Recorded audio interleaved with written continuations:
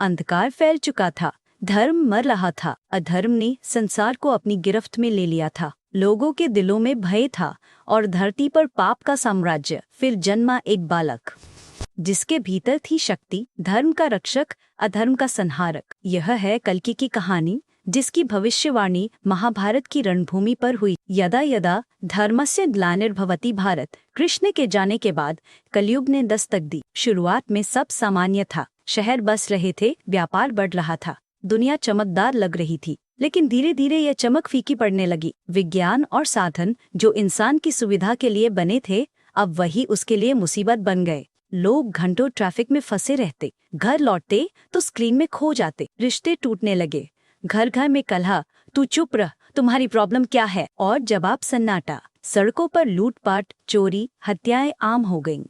प्राकृतिक आपदाएं बढ़ने लगीं, कहीं सुनामी, कहीं भूकंप, लाखों लोग मर रहे थे।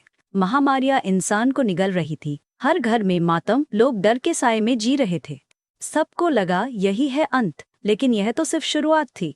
दुनिया में एआई का जन्म हुआ। नमस्ते, how can I help you. शुरुआत में लोग खुश थे, रोबोट घर का काम करने लगे, कारें उड़ने लगी, पायलट रहित जहाज आसमान में दौड़ने लगे, दुनिया आरामदायक हो गई, इंसान आलसी। फिर अजीब चीजें होने लगी, लोग रोबोट से शादी करने लगे, बच्चों की जगह मशीनें पालने लगे। धर्म से दूरी, रिश्तों से दूरी, अमीर और अमीर, गरीब और गरीब, इंसान अपने ही बनाए जाल का कैदी बन गया। विष्णु पुराण की भविष्यवाणी सच हो रही थी। प्रकृति ने इंसान से मुंह मोड़ लिया। सूरज और चांद कई दिनों तक गायब। जब सूरज निकला तो उसकी धूप इंसान को जला रही थी। भूख मिटाने के लिए लोग एक दूसरे का मांस खाने लगे। बाजारों में अन्न नहीं, इंसानी मांस बिक रहा था। गंगा खून से लाल हो चुकी थी। मंदिरों में धर्म नहीं, अधर्म सिखाया जा रहा था। मनुष्य की आयु घटकर 20-23 वर्ष रह गई थी। धरती पर नरक का अनुभव हो रहा था। लेकिन अंधकार के बीच एक नई सुबह जन्म ले रही थी। शंभाला गांव, जहां अब भी शांति थी। विष्णु यश और सुमति भगवान विष्णु के अनन्य भक्त। एक रात भगवान विष्णु प्रकट हुए।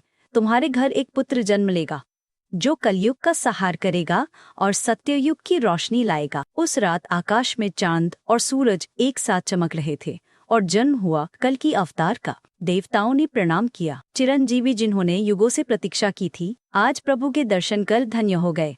कल्कि बड़ा हुआ। हनुमान ने दिया अपार बल, परशुराम ने अस्त्र विद्या सिखाई, अश्वत्थामा ने रणभूमि का धैर्य, विभीषण ने नीति, कृपाचार्य ने शास्त्र, ऋषि व्यास ने धर्म का मर्म, महाबली बलि ने त्याग का संदेश। कल्कि अब तैयार था। कली अपने 2 दानवों कोख और विकोक के साथ तैयार था।